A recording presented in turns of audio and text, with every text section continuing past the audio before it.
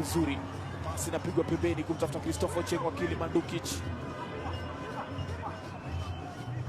Amegusa mwisho Duke Muhoro.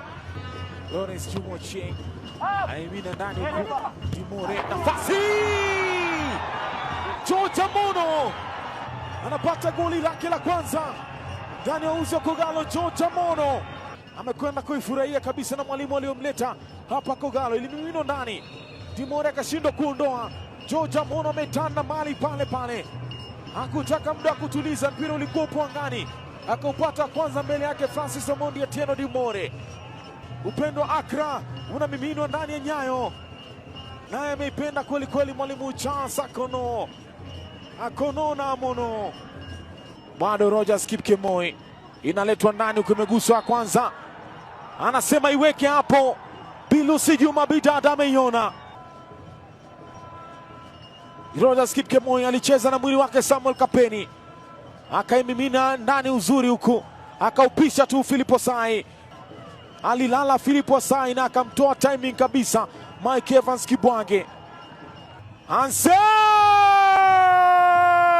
Hansel! Kama ni kelele basi hazisikii kabisa, itabadilika tu. Rogers Kipkemoi alifanya kazi yote na Hansel Ochieng akajiamini na akaaminiwa na amelipa imani kwa maafando utawala wa taifa la Kenya. Sasa kama ni mizani imekaa sawa, kama ni mizani imebalance, basi anasema siwasikii. Anipata Hansel. Hansel bado, Hansel! Hansel Ochieng, chuma chake cha pili hilo. Benedict Wanjala on the wheels. Afando utawala ndio afande anayeogopewa ndani ya taifa la Kenya. Labda uogofi wao unatokewa na hichi first touch bora yake Hansel, akachukua muda wake, walimpa nafasi, labda sifa zake wazijui, lakini sasa wanazo. Hansel Ochieng anaitafuta hat-trick leo mbele ya Kogalo. Sio wengi walitarajia hii, sio wengi wanaweza kukifanya anachokifanya. Oh, what a player! Rogers amakataa kwanza. Lawrence Kibet sasa inaletwa nje. The man on a mission to destroy Kogalo. Wendeka ameweka hat-trick yake ya kwanza ndani ya LPS Bomet. Hansel Ochieng ilianzisha uzuri na Francis Omondi Atieno Dimore. Rogers Kipkemoi akaipiga mwenyewe, ikakatwa kwanza. Lawrence Kibet akaona alipo. Hansel alisukuma mguso mdogo tu, unampa Hansel bao lake la tatu.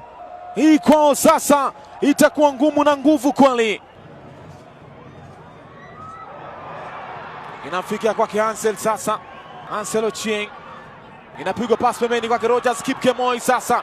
Rogers Kipkemoi! Asali wameiona ni tamu mno. Hansel Ochieng yule leo amekuwa na kazi nzito, kazi ya kuangamiza. Pasi yake ya mwisho ya pili anasaidia kupata goli. Rogers Kipkemoi, cool as you like. Basi imekuwa tamu. Kogalo Meiramba, kama ni mtoto anakuja, basi atakuwa ni mtoto baraka kwake Rogers Kipkemoi.